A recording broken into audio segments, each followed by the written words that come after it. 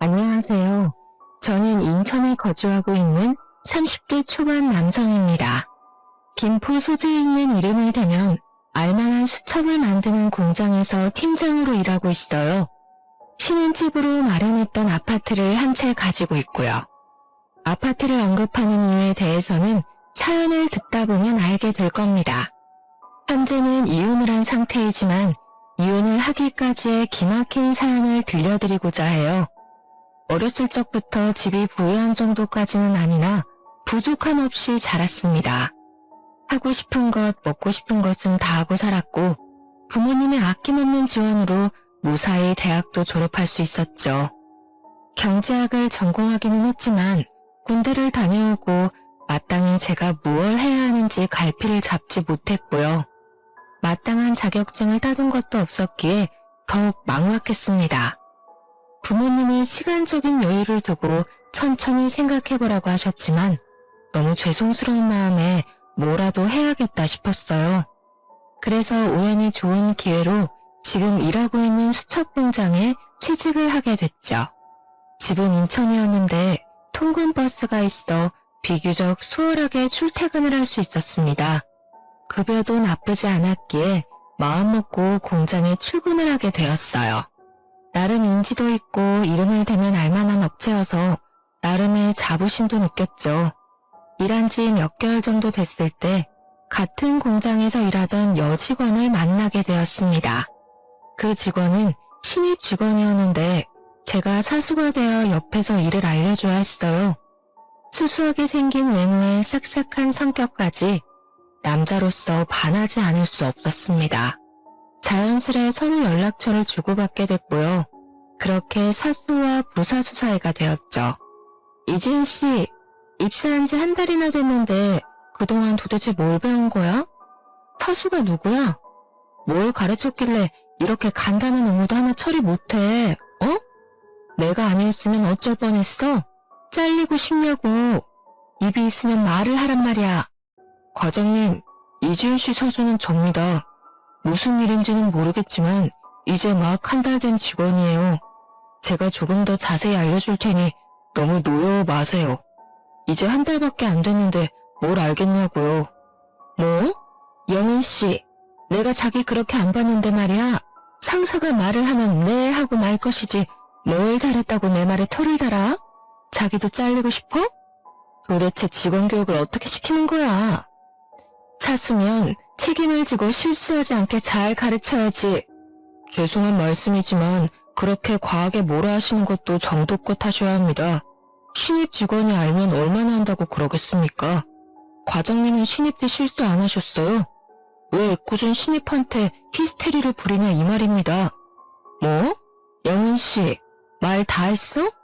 내가 영은씨 그동안 잘해주고 오냐오냐 하니까 내가 만만해 보여? 사수나 부사수나 다 똑같구만. 나 참 진짜 어이가 없어서. 뭐? 히스테리? 어디 히스테리 마음껏 부려줘? 에헤이. 김 과장도 그만하면 됐어요. 사수가 잘 가르치겠다잖아요. 더 큰 소리 내지 말고 다들 각자 자리에 가서 일합시다. 자, 김 과장도 진정하시고 영훈 씨도 얼른 일 봐. 사실 김 과장님은 40대 중반인데 노처녀 히스테리를 늘 직원들에게 부리고는 했었죠. 저는 그러려니 할 수 있었지만 신입 직원이었던 전처는 그걸 감당하기 어려웠을 겁니다. 그렇게 그날 우리는 퇴근 후 술 한잔을 하게 됐고 저는 원래 사회생활이 그런 거라며 위로를 해주었어요. 나이도 어린데 공장에서 힘들게 일하며 잘 살려고 노력하는 것 자체가 대단한 일이라면서요.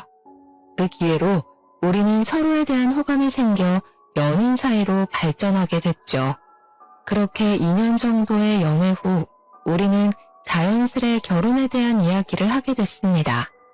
서로 결혼할 나이가 됐고 벌이가 적당할 때 결혼을 하자는 뉘앙스를 풍겼기도 했고요.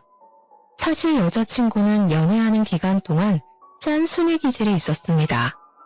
저보다 3살 어렸는데 어린 나이에 경제활동을 하다 보니 아껴야 한다는 생각이 강한가 보다 했죠. 공장을 다니며 나가는 식비가 아깝다며 집에서 도시락을 싸와서 먹기도 했습니다. 데이트를 할 때에도 고급진 레스토랑보다는 순대국밥, 기사식당, 분식집을 더 좋아했고요. 한 번은 생일 선물로 조금 비싼 가방을 사주었는데 뭐하러 이런 거에 돈을 낭비하냐며 혼을 내기도 했어요. 또래보다 사치를 부리는 일은 없었고 평소 행동을 보아도 전혀 씀씀이가 해프거나 하지 않았기 때문이죠. 보통 아내 또래 여자들은 인터넷으로 선물 받은 명품을 자랑하거나 비싼 음식을 먹으러 가면 사진을 찍어 올려 자랑하고는 하는데 아내는 그런 게 없었어요. 물론 아내도 친구들과 어울려 놀기 좋아하는 연애 청춘의 20대였지만요. 자신이 카페에서 마시는 커피값을 아끼려고 공장 내 탕비실에 있는 믹스커피를 먹고요. 언젠가 한 번은 그러더라고요. 자기도 다른 여자들처럼 명품백 자랑하고 비싼 옷도 사입고 여행도 다니고 싶대요. 하지만 그럴 시간에 젊었을 때 조금이라도 돈을 더 벌어서 미래에 투자하고 싶다는 겁니다. 지금 벌 수 있을 때 바짝 벌고 나중에 마음대로 하고 싶은 거 좋아하는 거 하면서 살고 싶다고요. 나이 들어서 돈에 전전긍긍하며 사느니 그게 낫다고요.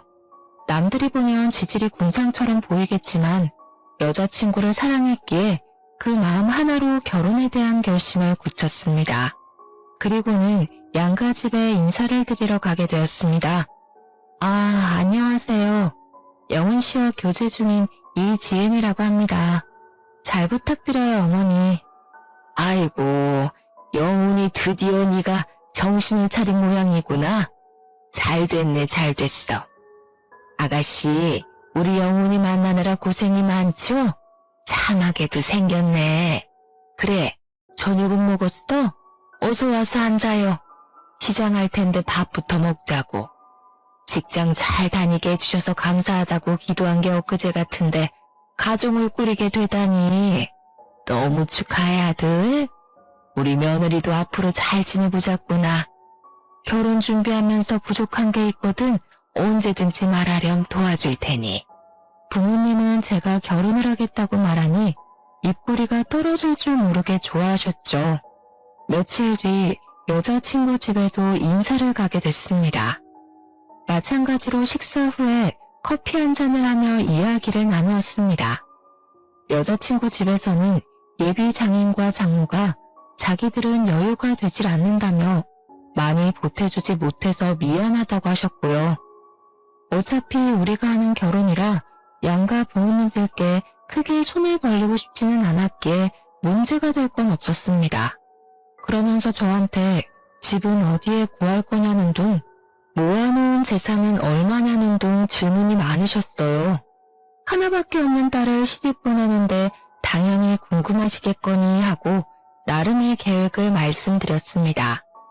우리 집도 여유 있는 형편은 아니었기에 우리들이 모은 돈으로 시작할 예정이라고 말했고요. 표정이 약간 어두워지는 듯 했으나 이내 알았다며 결혼 준비를 잘해보자고 하셨어요. 예, 영훈아, 너에게 줄 것이 있어. 나중에 결혼 자금으로 주려고 모아둔 돈인데 이걸로 필요한 거 사고 그래. 집은 이 엄마가 사주마.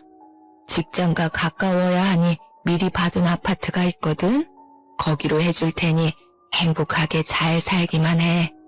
에이, 엄마, 이러지 않으셔도 돼요. 나도 직장 자리 잡았고 스스로 할 수 있어요. 넣어두세요. 제가 벌어서 알아서 할 테니 걱정 마시라니까요. 감사하게도 부모님께서는 그동안 모아놓은 돈을 보태주시며 작은 아파트까지 마련해 주셨습니다. 처음 시작하는 인생인데 빚 없이 살아야 한다며 자신들도 어차피 일을 하니 걱정하지 말라셨고요. 조금 무리해서 직장 근처에 있는 집을 마련해 주셨죠. 당연히 혼수는 저와 여자친구가 모아둔 돈으로 해야겠다는 생각을 했습니다. 자기, 지금 모아둔 돈이 얼마나 있어? 부모님이 집까지 해주시고 여윳돈도 주셨는데 이 돈으로 하는 건 조금 아닌 것 같아. 우리 힘으로 혼수 정도는 채워넣어야 할 것 같은데 자기 생각은 어때? 나 사실은 사정이 좀 있어서 모아놓은 돈이 1,000만 원이 전부야. 미리 말하지 못해서 미안한데 부모님이 나이가 있으시니 수입이 일정치 않으셔서 내가 조금 도와드렸어. 어린 동생도 있고 그동안 직장에서 일한 기간에 비해 생각보다 모은 돈이 별로 없다고 느낀 저는 조금 의아했습니다. 얼마를 어떻게 보태주는지 굳이 따져 묻지는 않았어요. 저였어도 부모님이 힘들다 하시면 당연하게 도와드렸기 때문이죠. 이해했습니다. 그래도 있는 돈을 모아 혼수를 마련하기로 했고 가구와 가전을 사서 들여놓으니 조금씩 신혼집의 구색을 갖추기 시작했죠. 결혼 준비를 하며 집을 부부 공동명의로 해야 세금이 조금 줄어든다 하여 혼인신고를 미리 했고요. 그렇게 상견례도 하고 몇 개월이 지나 행복하게 결혼식을 올렸습니다. 물론 그 일이 터지기 전까지는 세상을 다 가진 것 같은 기분이었죠. 결혼 생활은 평범했습니다. 하지만 같은 공장을 다녀서 그런지 주변 시선들이 신경 쓰였어요. 사장님의 배려로 부서가 바뀌어서 아내와 매일 얼굴 보고 일하진 않았습니다. 아무래도 같은 공간에 있다 보면 다른 사람들이 불편해할 수도 있었으니까요. 신혼집에서 함께 아침 차려 먹고 저녁 차려 먹는 평범한 일상이 당연하게 느껴질 때쯤이었어요. 여보, 내 남동생 말이야. 곧 초등학교도 가야 되고 이만저만 드는 돈이 너무 많아. 친정에서 수입도 일정치 않은 데다가 요즘에는 학원도 3-4개씩 다닌다더라고. 뒤처지면 안 되니까 어떻게든 해야 되는데 나는 내 월급 친정에 보탤게. 뭐? 그게 말이 돼? 아무리 사정이 어렵다지만 같이 벌어서 저축도 해야 되고 우리도 언젠가는 아이가 생길 텐데 미래를 준비해야 하는 입장이잖아. 조금 더 넓은 집으로 이사도 가야 하고 말이야. 많이 도와드리지는 못하겠지만 월급 전부를 주는 건 조금 과하지 않아? 벌이가 적은 것도 아니고 내 월급쯤이야 없어도 솔직히 먹고 사는 데는 지장 없잖아. 그리고 어머니가 주신 돈도 있고 여유가 없는 것도 아닌데 내가 내 월급도 마음대로 못해? 여보가 너무 이기적인 거 아니야? 뭐? 이기적이라고? 그럼 나도 우리 엄마한테 내 월급 다 줘도 되냐? 말을 그렇게 하면 안 되지. 처가댁도 사정이 있으신 건 알겠지만 우리도 엄연한 가정이야. 우리 가정을 위해서 써야지 왜 장인 장모님한테 돈을 그렇게 주는 건데? 장인어른도 일하시고 장모님도 일하시는데 아무리 그래도 그렇지. 월급 전부는 좀 심하지 않아? 저는 솔직히 어이가 없었습니다. 용돈을 안 드린 것도 아니고 그렇게 생활이 어려울 정도로 부족하다는 생각이 들지 않았어요. 현재 장인어른은 아파트 경비원 일을 하고 계시고 장모님은 국민연금을 받고 계십니다. 그래도 장인어른이 벌고 계시는데 애 한 명 키우는 게 그렇게 힘든가 싶었어요. 아직 초등학교도 들어가기 전인데 학원을 다니는 것도 아니고 애 하나에 얼마나 많은 공을 들이나 생각했어요. 남동생을 얼마나 끔찍이도 아끼길래 그렇게 많은 돈이 필요한가 싶었어요. 그래서 아내가 굳이 이렇게까지 월급을 올인하면서까지 생활해야 하나 싶었죠. 제가 아직 아이가 없어서 그런지는 모르지만 아내에게 너무 과한 처사 같다고 이야기했습니다. 아내가 울면서 엄마 아빠가 힘들어하시는데 남동생을 위해 버는 게 뭐가 이상하냐며 소리치더군요. 그래 좋다 이거예요. 다 이해하는데 아무리 그래도 저희도 엄연한 가정 아닙니까? 저희도 언젠가는 아이를 낳고 가족이라는 울타리 안에서 살아야 하는데 미리 준비를 해도 모자랄 판에 월급 올인이라뇨. 저는 화가 났지만 참고 이내 한숨을 쉬며 아내를 설득했습니다. 상황을 이해 못하는 건 아니야. 앞으로 살면서 드는 돈이 더 많아지겠지. 그래도 월급 전부를 주는 건 좀 아니야.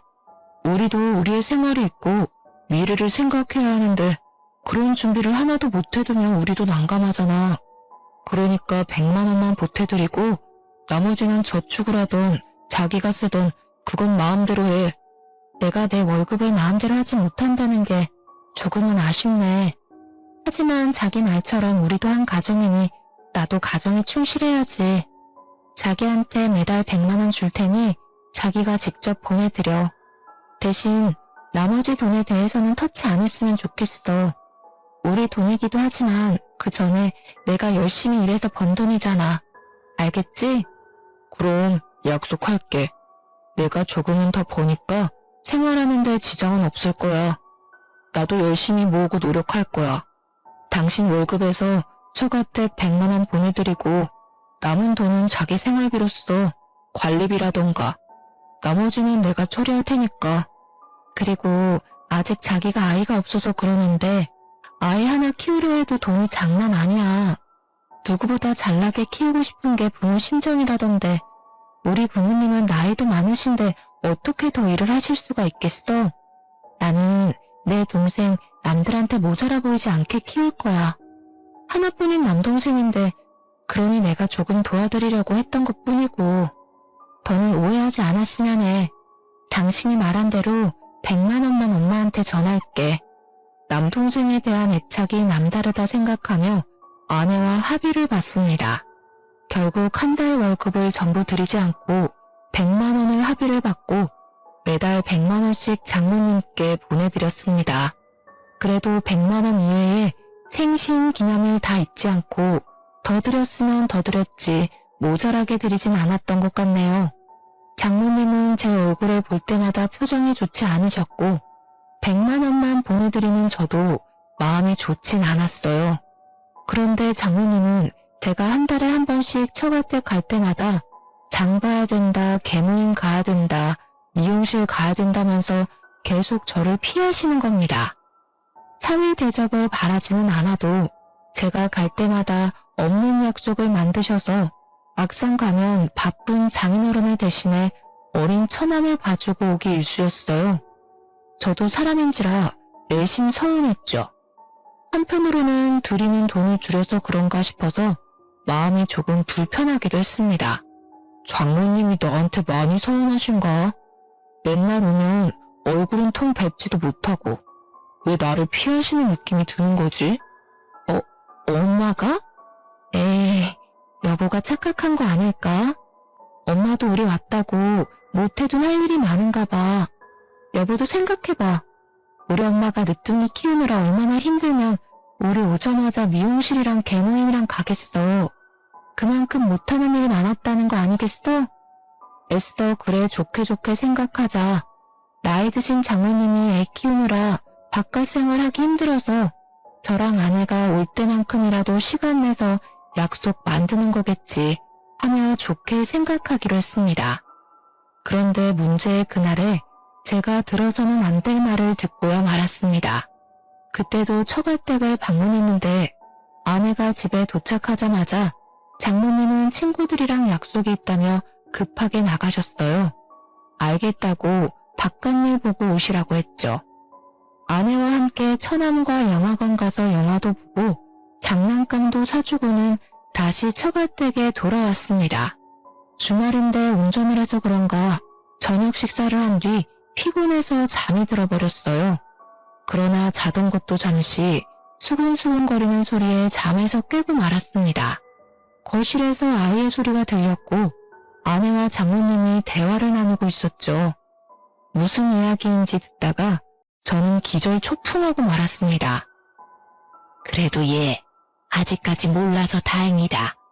고적상으로도 네 동생으로 되어 있으니 문제될 건 없다만 그래도 안 들키게 조심해야 해. 지우야, 너도 아저씨 있을 땐 엄마 보고 누나라고 해야 해. 알겠지? 엄마, 너무 시들어. 조용히 해. 우리만 조용히 하면 아무도 모르는 일이야. 나 혼자 벌어서 먹고 살기 힘들잖아. 시부모님이 여윳돈도 챙겨주셨으니까 모자라면 적당한 핑계대서 돈 보태달라고 하면 될 거야. 걱정 마. 알았다. 그래도 졸부는 아니어도 부족한 것 같지는 않아 보여서 다행이네. 우리 지우 이제 돈 걱정 좀 줄겠다. 지우 너도 좋지? 누나가 돈 많이 벌어주니까. 지우야, 엄마가 항상 미안해. 지우가 엄마라고 부르고 싶어하는 거 알아. 엄마랑 할머니랑 있을 때만 엄마라고 해야 해. 알겠지? 아저씨나 다른 할머니 할아버지 계시면 누나라고 꼭 부르고. 착하지 우리 지우? 아내는 나이 차이가 많이 나는 7살짜리 남동생이 알고 보니 동생이 아니라 지 자식이었던 거예요. 고등학생 때 일진 무리와 어울리다 사고를 쳤고 임신을 해서 낳은 아이가 어린 처남이었습니다. 아이의 아빠는 누군지 모르며 자기 자식인 걸 모르니 둘만 조용히 하면 되는 거라는 이야기를 하는 겁니다. 근데 아이가 다 듣고 있는데도 저런 말을 하는데 아이는 일말의 표정 변화도 없는 겁니다. 자기 엄마가 내 아내라는 걸 알면서도 아내의 아들은 지금껏 아내한테 단 한 번도 엄마라고 부르지도 못한 거였어요. 당연히 내 엄마인데 엄마한테 왜 누나라고 해야 하는지 어린 아이여서 이해가 안 될 텐데 말이에요. 그리고 엄마 말대로 부자는 아니지만 집안도 나쁘지 않아. 어차피 아파트까지 해주셨으니까 더 이상 돈 들어갈 데 없을 거 아니냐고. 내가 엄마한테 내 월급 그대로 주자고 했는데 절대 안 된다는 거야. 나중에 우리도 애 낳고 살려면 미리 준비해야 한다고. 그래서 100만 원만 보내게 된 거야. 어쩔 수 없었어. 그런데 난 우리 지우 좋은 학원 보내주고 좋은 거 입히고 하려면 돈이 더 필요해. 그러니까 아무 걱정 말고 돈 부족하면 이야기해. 알겠지? 알았다니까 그러네. 지우는 걱정 말고 너는 일단 김서방이나 잘 구슬려 봐. 사람은 괜찮아 보이더만. 잘 구슬리면 그래도 돈을 잘 줄 것 같던데 이왕 이렇게 된 거 지우 동생도 보고 나중에 애가 태어났는데 헤어지자고는 못할 거 아니니. 애가 지금 지우 하나 키우는 것만 해도 얼마나 힘든데 또 애를 낳으라 그래 엄마는. 일단 지우 건강하게 잘 크는 것만으로도 나한테는 고마운 거야. 아빠 앞에서도 입 조심해야 해.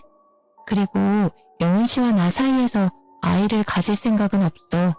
때를 봐서 임신하기 어려운 몸이라고 둘러댈 생각이야. 저는 듣다가 너무나도 기막힌 사실에 아무 소리도 못하고 그 자리에서 주저앉고 말았습니다. 우당탕탕 소리가 나자 헐레벌떡 아내와 장모가 일어나더니 어쩔 줄 몰라 하는 게 아니겠어요? 지금 제가 들은 게 도대체 무슨 소리죠? 여보, 이게 다 무슨 소리야? 내가 들은 게 사실이야? 지우가 자기 동생이 아니라 아들이었어? 사실이야? 무슨 소리야? 우리는 그런 이야기 한 적 없어. 자기가 자다 일어나서 잘못 들은 거 아니야? 어떻게 그런 생각을 할 수가 있어? 웃기지 마. 내가 분명히 들었어. 당신과 장모님이 나눈 대화 내가 다 듣고 있었다고. 시침이 뜰 생각은 하지 마. 어떻게 그런 걸 속이고 결혼을 해? 이 결혼은 무효야. 이게 사기 결혼이지 사기 결혼. 나 참 어이가 없어서. 그리고 나와 당신 사이에는 아이가 없을 거라고? 무슨 말 같지도 않은 소리야. 아니 여보, 내 이야기 좀 들어봐. 당신이 오해하고 있는 거라니까. 사기 결혼이라니 여보. 이야기 좀 하자니까. 자네가 잘못 들은 게 맞아. 우리는 그런 이야기를 한 적이 없어. 아무래도 자네가 많이 피곤한가 보구만. 자네가 오해한 것 같은데 우리는 절대 그런 이야기를 한 적이 없어. 그럴 리도 없고 말이야 김서방. 제발 말이 되는 소리를 좀 하세요. 제가 처음부터 다 들었다는데 다들 왜 이렇게 고집이야? 진짜 어디서 사기 결혼을 해가지고 안 비켜? 이럴 거면 결혼을 왜 한 거야? 이건 명백한 사기라고. 아이 보기 부끄럽지도 않냐? 언성이 오가고 소리가 점점 커지자 아이가 겁에 질렸고 울기 시작하더군요. 저는 그 길로 짐을 싸들고 신혼집으로 돌아왔습니다. 당장 부모님께 사실을 알려야 했지만 저도 생각 정리를 해야 했기에 어쩔 수 없이 신혼집으로 왔고요. 상상도 못한 일이 저에게 벌어진 것도 웃긴데 몇 년을 절 깜쪽같이 속였다 생각하니 너무 괘씸하고 문학이 짝이 없었습니다. 다음날 정신을 차리고 날이 밝자마자 시청에서 이혼 서류를 가지고 처가에 갔어요. 야간 근무를 끝내고 돌아오신 장인어른도 함께 계셨죠. 이른 아침부터 무슨 일이냐 물으셨고 다 같이 이야기 좀 하자며 거실로 불렀습니다. 혼인신고를 이미 해버린 상태였고 결혼 1년 만에 이혼을 해야 하는 저는 어이가 없었어요.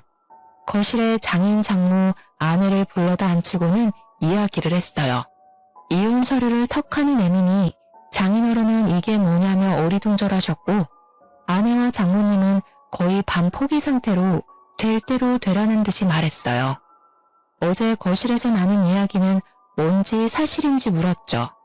그래, 나 고등학교 때 많이 사고 쳤어. 흔히들 말하는 일진이라고 하는 무리랑도 어울렸고, 그렇게 방황하면서 술도 먹고 담배도 폈다. 그러다가 아이가 생긴 걸 알게 됐지. 아이 앞에서 할 말은 아니지만 이미 알았을 때는 수술할 수 있는 시기도 놓쳤어. 그때가 고3이었나? 도움을 청할 곳이 없던 나는 그대로 가출을 했지.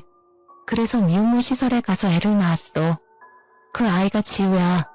그리고 당신한테 말 안 한 게 있는데 우리 신혼집 담보로 대출도 받았어. 그걸로 아빠 차 바꿔드렸고. 됐어? 이제 속 시원해? 일부러 숨기려고 했던 것은 아니야. 어쩌다 보니 일이 이렇게 된 거지. 그렇다고 앞길이 창창한 애를 고작 애 하나 때문에 가로막을 순 없지 않겠나? 지우한테는 미안하지만 우리 호적에 올려 동생으로 키울 작정이었어.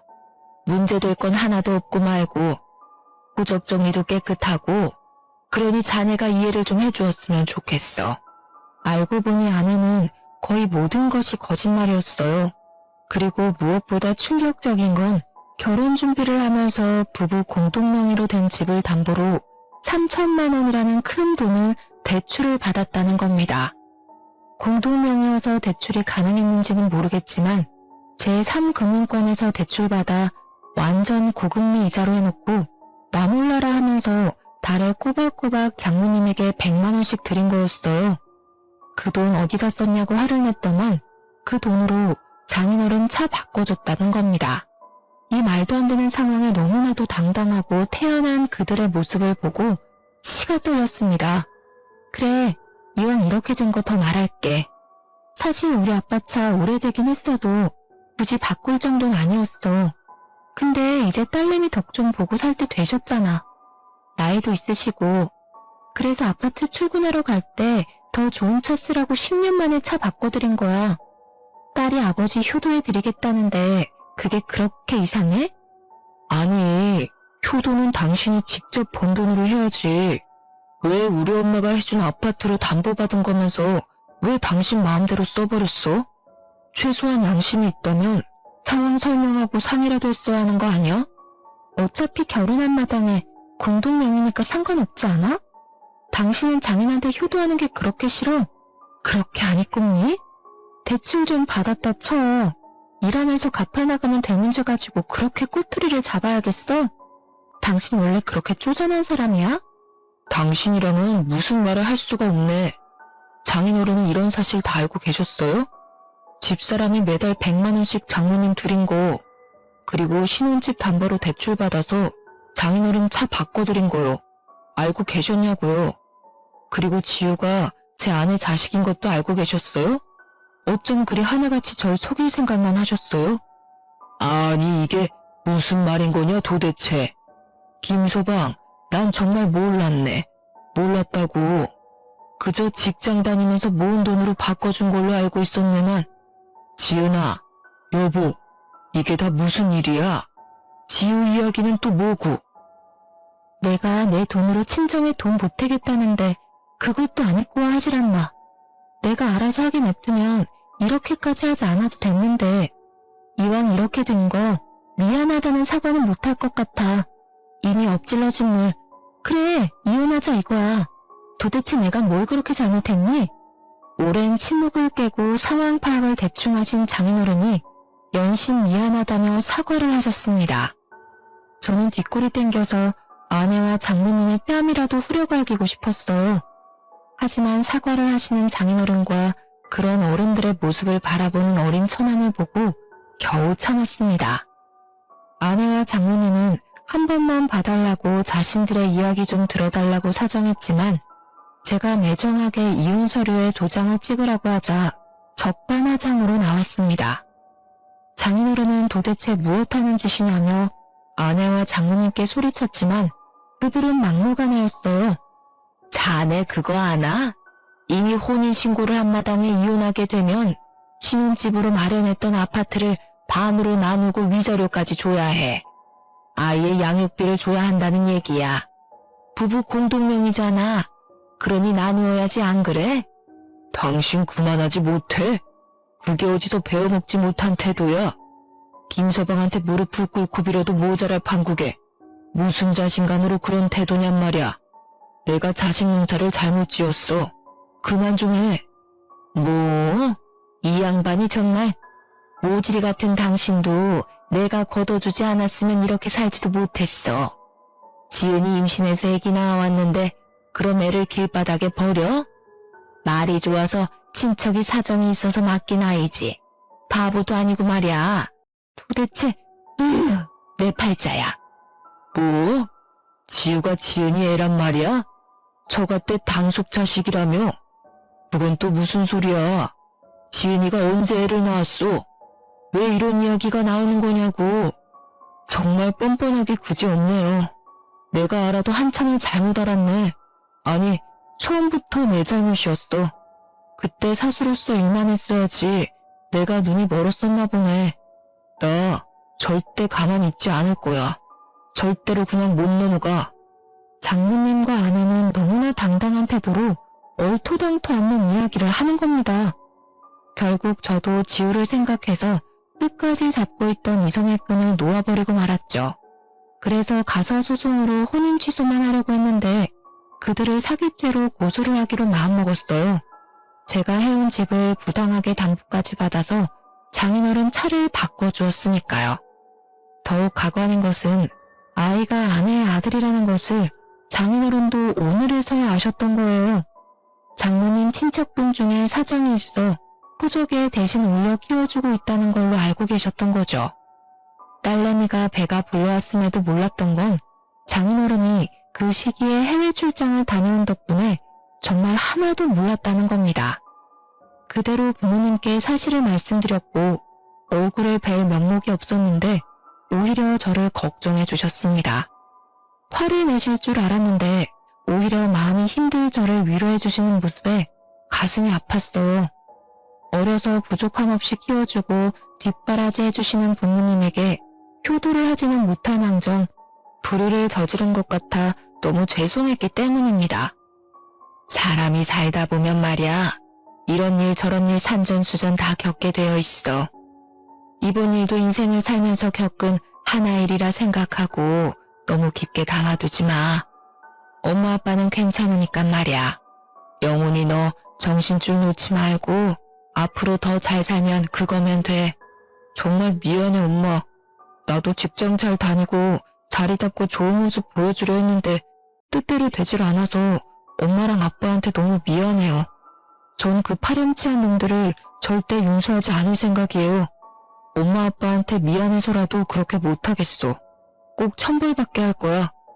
며칠 뒤 변호사를 선임해 사기죄로 그들을 고소했어요. 동시에 혼인 무효 소송, 정신적 피해 보상을 요구하는 소송을 진행하기로 했습니다. 당연히 아내에게 유책 사유가 있었고 재판은 저에게 유리한 쪽으로 흘러갔죠. 아내가 부부 공동명의를 빌미로 대출을 받아 빚을 만든 점, 본인의 아이를 동생이라 속이고 그 사실을 배우자에게 의도적으로 숨긴 점, 맞벌이로 같이 일하고 가사노동을 하긴 했으나 본인이 얻은 이득은 가정에 하나도 도움이 되지 않은 점 등 아내에게 유책 사유는 너무 많았습니다. 오히려 아내가 저에게 8천만 원의 위자료를 지급해야 한다는 결론이 나자 아내는 항소를 했습니다. 자신도 맞벌이를 하고 집안일을 했는데 왜 위자료를 줘야 하냐며 말이죠.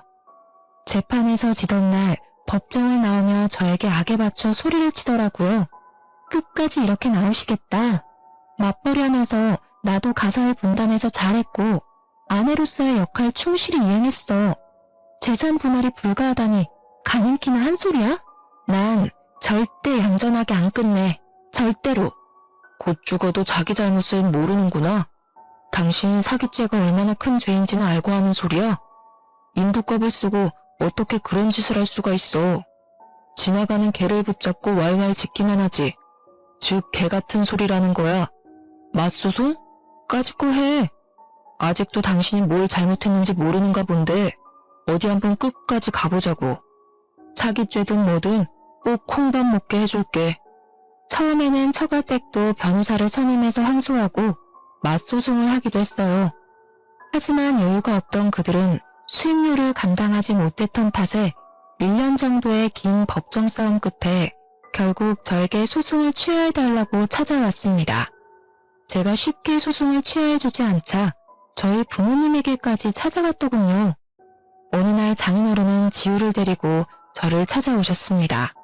자네가 그동안 얼마나 힘들었을지 내 감은 안 잡히네만 감히 말할 수도 없는 노릇이고 소송도 내 의지와는 상관없는 일이지만 애초에 지은이와 마누라는 나는 안중에도 없었어. 미안하지만 자네가 나를 봐서라도 선처를 해주면 안 되겠나? 내가 자식을 잘못 키웠네. 못난 이 사람을 봐서라도 용서해주게. 아저씨, 한 번만 봐주시면 안 돼요? 진짜 미안해요. 우리 엄마 혼내지 말아주세요.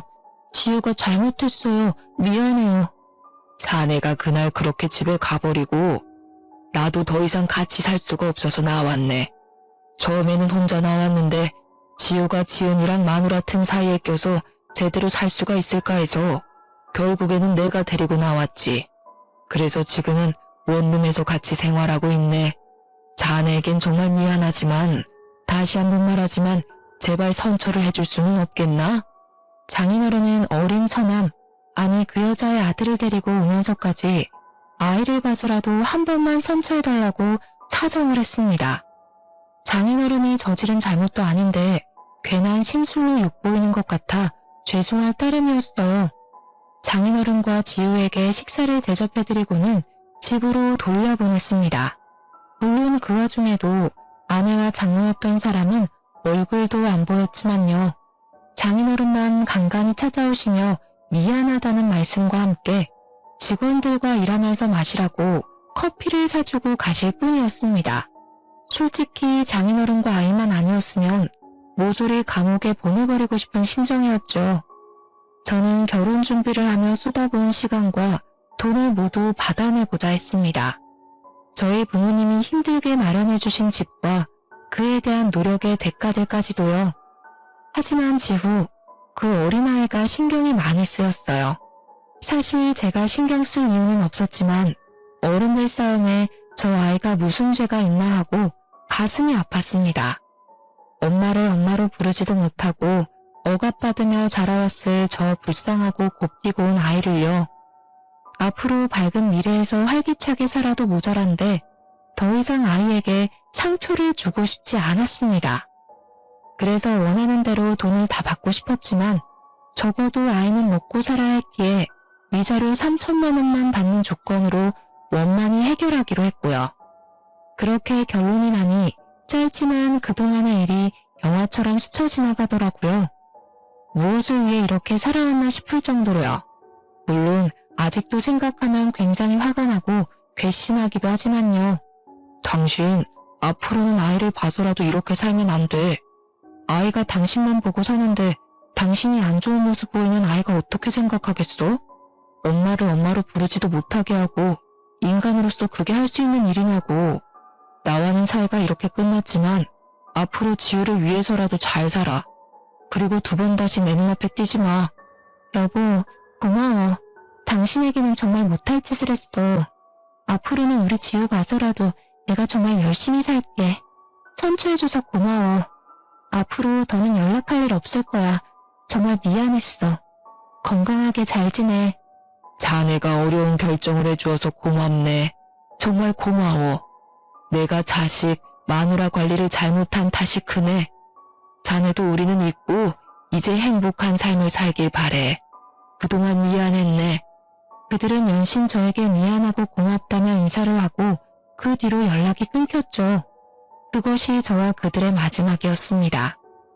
이혼하고 2년 정도밖에 지나지 않았지만 저는 그동안 안정을 되찾고 열심히 공장에서 근무했습니다. 일에 집중한 덕분에 올해는 팀장 자리까지 승진했고요. 신혼집으로 마련했던 아파트는 이혼한 뒤 급매로 곧장 팔아버렸고 돈은 다시 부모님께 드렸습니다. 나중에 저 말고 부모님을 위해 노후 자금으로 쓰시라고요. 그리고 저는 회사 근처 방 2개짜리 집을 얻어 살게 되었습니다. 당시 전처와 같이 신입 직원이었던 남자 직원은 대리로 승진했는데요. 가끔 전처와 연락을 주고 받는다고 합니다. 제가 묻지 않았는데도 어느 날 와서 점심 식사를 하고 커피 한 잔을 하는데 와서 이야기하더라고요. 팀장님, 지인씨 충청도 쪽으로 내려가서 자리 잡았나 봐요. 거기서 견과류 포장하는 공장이었던가? 다시 취직해서 일 시작했나 봐요. 아직 재혼을 하거나 그런 건 아닌 것 같더라고요. 박 대리, 나한테 굳이 그 이야기를 하는 이유가 뭔지 모르겠어. 이미 그 여자와 나는 끝난 사이라 더는 그 여자에 대해 알고 싶지가 않은데 말이지. 계속 연락하고 지내나 본데 이거 하나는 분명하게 전해줘. 나 같은 사람이 생기면 내가 쫓아가서 그 남자 살려줄 거라고. 내가 두 눈 뜨고 살아있으니 나한테 했던 같은 실수는 반복하지 말라고. 에이, 김 팀장님도 참. 욕먹을 행동을 해서 그렇지 성격은 착했잖아요. 제가 팀장님께 괜한 말을 전해드린 것 같네요.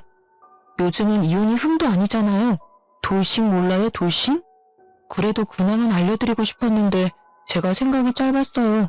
죄송합니다. 그래, 박 대리도 여자 만날 때 조심하라고. 예쁘다고 반해서 덜컥 만나고 그러면 안 돼. 신중해야지. 그러다 내 꼴 난다니까. 이제 시덥지 않은 농담 따먹기 그만하고 어서 가서 일 봐. 아내였던 여자가 예쁘고 돈 아낄 줄 알고 검소해서 착한 여자인 줄 알았는데 결혼하고 뒤통수 맞은 게 2년이 지나도 생생하게 기억날 정도로 충격이 남아 있었습니다. 물론 같이 일하는 동료들에게는 아무렇지 않은 척 농담을 주고받기도 하지만요. 박 대리 말처럼 요즘엔 이혼은 대수롭지 않은 일이니까요. 저는 지금 당장은 결혼 생각이 없지만 차라리 집안 환경을 모두 다 아는 결혼중개업체에 연락해서 결혼할 여자를 찾을까도 생각하고 있습니다. 물론 소개팅 회사에 연락하면 인위적인 만남이란 게 마음에 걸리지만 이렇게 사기꾼들이 판치는 세상에서 온전한 내 가정을 만들려면 어쩔 수가 없는 것 같거든요. 결혼이 필수도 아니고 지금은 제가 하는 일에 만족하며 살아가 보려고 해요. 사는 게 바쁘다는 이유로 혼자 여행도 못 해봤는데 올 여름에는 제주도로 한 달 살이도 할 예정이고요. 내년에는 부모님을 모시고 유럽 일주도 생각하고 있습니다.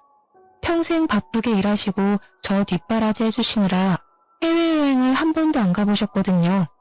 그 김에 저도 세상을 좀 더 돌아보고 싶네요. 그러면 마음의 여유가 조금은 생길 것 같습니다. 아, 그리고 여러분, 혹시 모르니 겉으로 예쁘다고 착하다고 속지 마세요. 겉과 속은 다르고 돌다리도 두드려보고 건너라는 옛말 하나도 틀리지 않더라고요. 여러분도 조심 또 조심하시기 바랍니다. 제 긴 사연을 읽어주셔서 감사드려요.